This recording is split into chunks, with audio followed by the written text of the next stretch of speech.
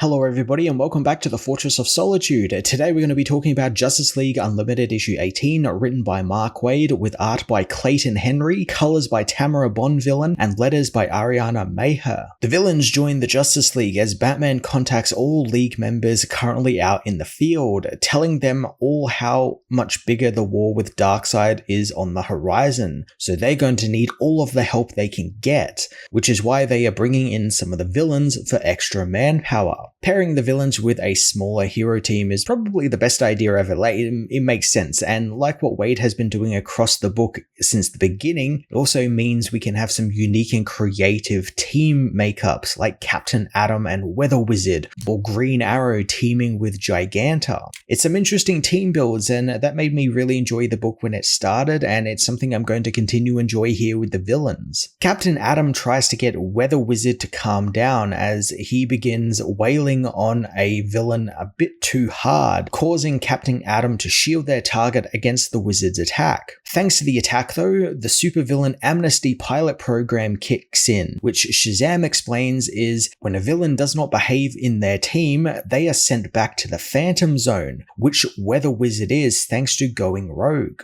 Back on the Watchtower, Airwave, Boom, and Blue Beetle have about 1 million questions about this whole thing, but Boom doesn't think the villains are capable of redemption, since they are villains. Suddenly, Plastic Man appears, having disguised himself as the lamp in the room, revealing that he was once a villain and he was actually robbing a chemical factory when he was drenched in the goo that turned him into Plastic Man. And when he had this accident, his so-called mob friends abandoned him, something he knows kind of opened his eyes to everything. Bringing in heroes who are actually villains, which there are quite a good number of them, is a good way to try and justify this project. It's proof that it can and will work, and hey, if it means we get more Plastic Man in the league, I'm all for it. Black Lightning arrives, wanting to give the young heroes a look at what they are doing, as there are strict rules in place for this project to work. The first being obviously the villains must not kill and need to protect life, with several, like the Joker, immediately disqualified because it's the fucking Joker. He's not going to play nice at all. Also, Matt Fraction is kind of doing stuff with him at the moment over in his Batman book, so he's kind of got him locked down. Getting into the nitty-gritty rules is my jam. I love when writers show their process on how things are working and don't just work on it's just comic book logic. Waid in particular is really good at this because, like me, he's a big fucking nerd about all of this stuff. His Action Comics run is full of all this stuff,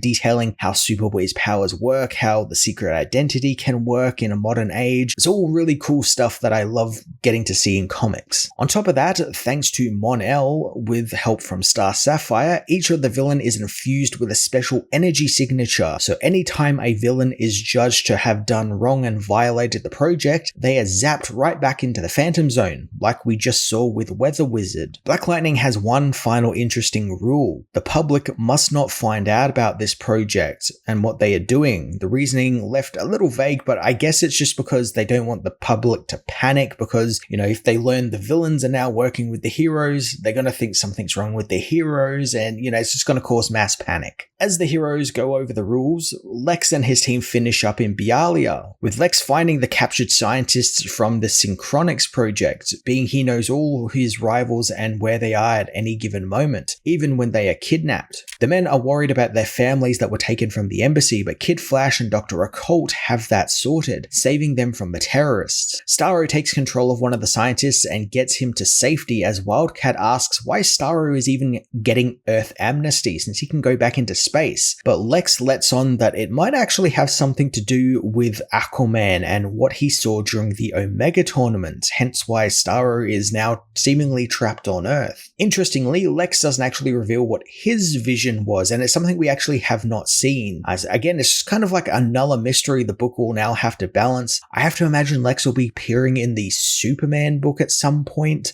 so I imagine it's going to spin out into that, but like I said in my review of issue 17, those visions are maybe going to be a problem, being that there's so many characters that had them, many of which do not have solo books right now, so they are kind of crammed in here, or will be spun out into one of the other books, and it'll be crammed into there, so there's a little bit too much story happening here. Waid is good at balancing multiple storylines. He's good at, bringing things around, letting one plot get a little bit over another and then doing the vice versa sort of thing. He's good at like finding that balance, but I just feel like there's over a dozen of these visions that, these characters had, and, trying to figure out where they all go has got to be like mind numbing. Back at the Watchtower, Ted Kord goes to see Guy Gardner, who apparently got some mission from the universe in his vision. Guy doesn't want to waste any time and states that he is actually meant to become the Pope of the Green Lantern Corps, which makes Ted burst out into laughter. Guy doesn't appreciate his friend scoffing at the idea that he could be some divine being, wanting help with the special battery he's been given task in protecting. He reveals to Ted that everyone donated a fraction of their powers in case someone manages to rip them out of them again, just like the Brainiac Queen and Amanda Waller did during Absolute Power, and Guy has been given the task of keeping it safe on Oa. Ted doesn't think that he should go alone, but Mr. Terrific, Hawkgirl, and Metamorpho are going with Guy to ensure the battery is safe. Again, more setup for stuff that's happening over in the Green Lantern and Green Lantern Corps books, and at least this story has a book to go off to. As I said, there's a couple like Shazam, Hawkman,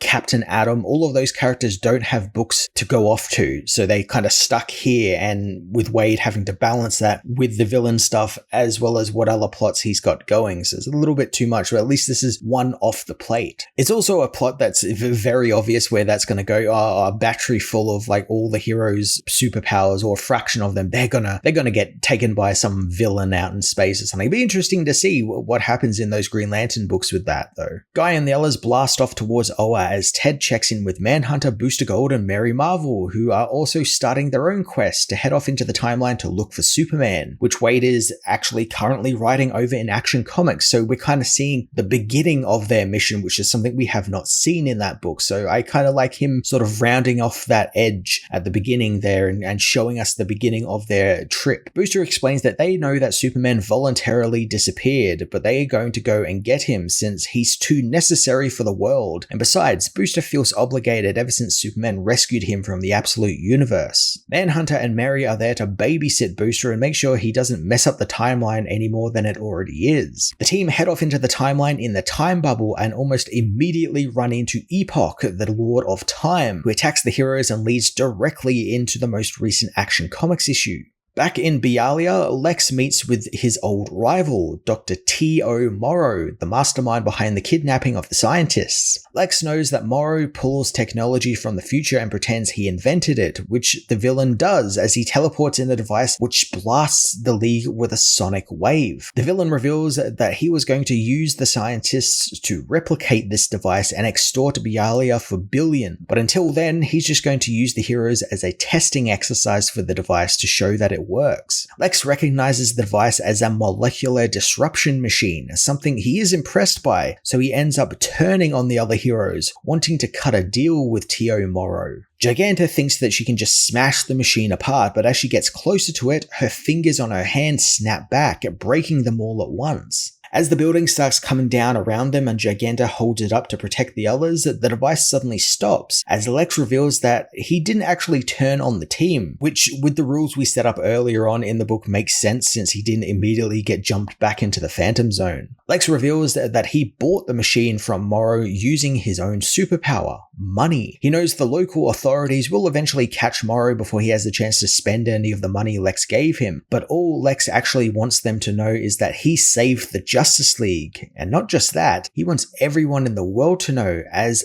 for the entire mission, he has been broadcasting live to the world. So now everyone knows the villains are in the Justice League, exactly what Black Lightning and the others didn't want. I was waiting for Lex to pull some sort of ace up his armored sleeve, as usual, it's one where it makes him look like the big savior and the big hero. I really like it when Lex tries to pull this stuff with Superman, since it never goes over well, since Superman knows what he's doing, and with Superman being there, people are more trusting of Superman and what he has to say. There's very few times where they actually turn on Superman when he's against Lex Luthor, because they are kind of aware of what Lex is doing, but because I guess Superman is not there and Lex has a little bit more freedom in that regard. Sure, the other heroes will, stand up against him and what he does and everything, but I just feel like, people are a bit more trusting because Superman is there, but when he take him out of the equation, people are going to be able to trust Lex a bit more because he's going to have a bit more freedom to, manipulate them and get into their minds a little bit more, which he's doing right here. He's ingratiating himself to the people by, showing that they can trust him because he's showing them things the League didn't want. The League were trying to hide from the people and lie to the people. And, he's turning the people against the heroes. It's something he does so well. And I like that Wade is highlighting that here. I am interested though, seeing how this doesn't get him thrown into the Phantom Zone since, technically he went rogue against the League and we've set up that means you get thrown back in the Phantom Zone. I guess maybe, that was the point in revealing to the public what the League are doing, since now if they throw him into the Phantom Zone, it looks like the League are trying to silence him and trying to, shut him up and take care of him. So I imagine, he's allowed to kind of be a bit freer now that the public know all about what the League are doing. Again, it's just, kind of classic Lex Luthor underhanded play, and I'm all for it. Justice League issue 18 was, much like issue 17, filled with various plots that are getting started here and then spinning out into other books like Action Comics and Emperor Aquaman. But again, there is quite an overabundance of mysteries that the book is on the brink of just kind of becoming overstuffed, I think. The stuff with Lex Luthor was really fun, and though I did like getting into the weeds a little bit with the rules for the villains joining the Justice League, that's the sort of stuff Wade really excels at, so I knew it was going to be good. But, combining that with all the various plot points with the different visions each hero and villain saw, there's quite a bit going on in this book, and it might end up getting away from itself, but I'm really hoping Mark Waid is able to wrangle it a little bit better. I'm going to give this issue a 7.5 out of 10.